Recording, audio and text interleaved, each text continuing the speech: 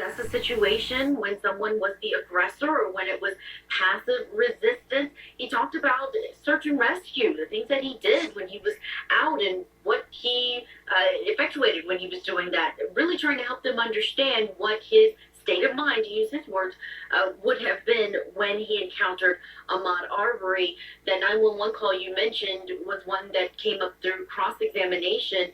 There also was a playing of some of his own words when he saw Ahaumd Arbery on February 11th, 2020, 12 days before this incident, and the defense really allowed him to explain what he was feeling as far as a neighbor in this area, Satilla Shores, believing that there were break-ins happening. And when they happened to him, he had a gun stolen from his car outside, unlocked in the driveway, about 2 months before his encounter with Ahaumd Arbery. But the emotions really broke through in his testimony when he got to that moment where he was face-to-face with Arbery in front of his parked truck with his dad standing in the cab of that pickup truck. Take a listen.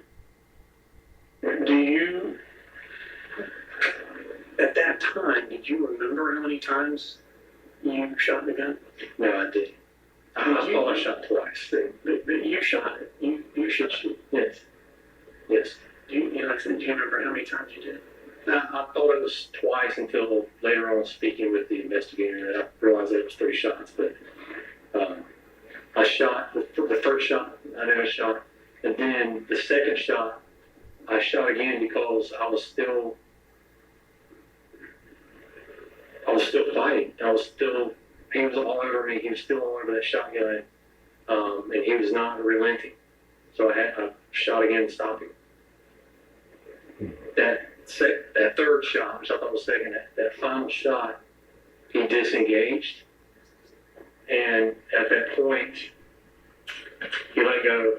He turned and continued to run down Satilla. And at that point, I was in shock. I turned around. I don't know where I was going.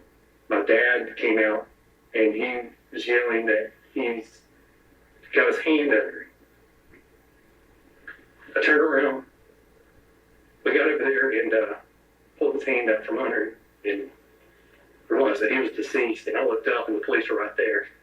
I stood up, realized that that I got a gun here, and he's passed away. The police were on scene, so I walked over to the side and put my shotgun down.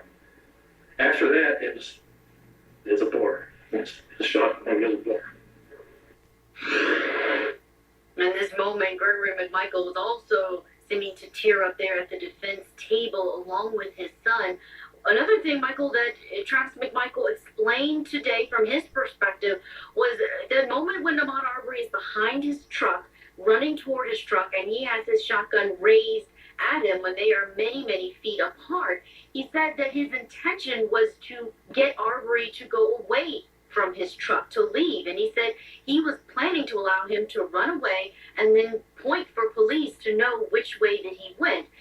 So that was his explanation for that moment, which I don't think many would believe that was the explanation just from looking at the video. Yeah, exactly. And as I've said many times, that particular photo is one that I think vitiates that self-defense claim. So they got to deal with it some way.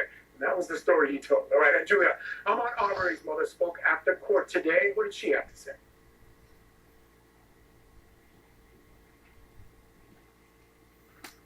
He asked her if she wanted to hear from them because we didn't know who would take the stand. The attorneys were very tight-lipped about that decision, and she said she did want to hear their side of the story. Here's what she said after today, hearing hours of Travis McMichael on the stand. First of all, I want to say I appreciate his testimony because it gave my family and I some insight on what he was actually thinking. Mr. Travis McMichael killed my son all on assumptions. He had no real facts, so where Ahaumd was coming from, what Ahaumd had done, he just took action into his own hands. Melinda Cooper Jones.